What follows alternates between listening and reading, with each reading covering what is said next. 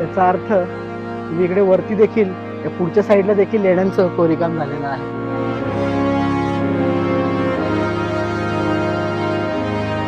इथे देखील जर आपण बघितलं तर हे बघा, इथे खाचे कोरलेले आहेत. हे बघा. त्याचं कोरीवकाम पाहिल्यानंतर असं वाटतं वरच्या भागात देखील लेण्यांचं कोरीवकाम झालेलं असावं.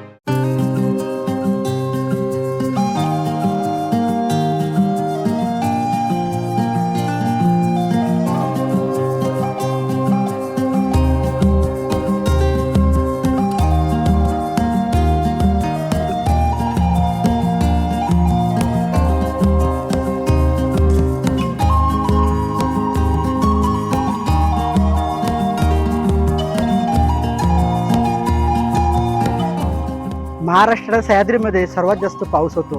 वर्षाची सुरुवात आषाढ पौर्णिमेपासून तर आश्विन पौर्णिमेपर्यंत पावसाळ्यातील 4 महिने बौद्ध भिक्षू या लेण्यांवरती राहत असतात. हे जर कोरीवकाम जर पाहिलं तर या साईडून पूर्ण पोकळ आहे. हे बघा, या साईडून पोकळ आहे. हे बघा, वरून बघू शकता कशा प्रकारे कोरीवकाम झालेलं आहे. आणि बुद्ध धर्मातील पुस्तकं आहेत, साहित्य आहे लपवण्यासाठी इथे या दगडामध्ये दगडी पेटी तयार करण्यात आलेली आहे.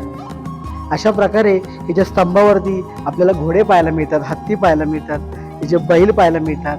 हे प्रत्येकाचं काही ना काही प्रतीक आहे. नाशिकचे जे आनंद होते त्यांचा मुलगा त्यांनी भिक्षू निवासस्थान दान दिलेलं आहे. म्हणून या भिक्षू निवासांच्या वरच्या भागावरती आपल्याला या शिलालेखामध्ये हा उल्लेख सापडतो.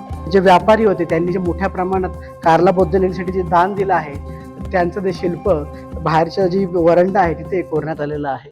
इथून हे पाणी इकडे बाहेर जातं. हे बघा, या ठिकाणी हे लहान होल दिसतं. इथून हे पाणी इथून इकडे बाहेर जातं. या शिल्पकारांचे खरंच मानावे तितके आभार कमीच आहेत.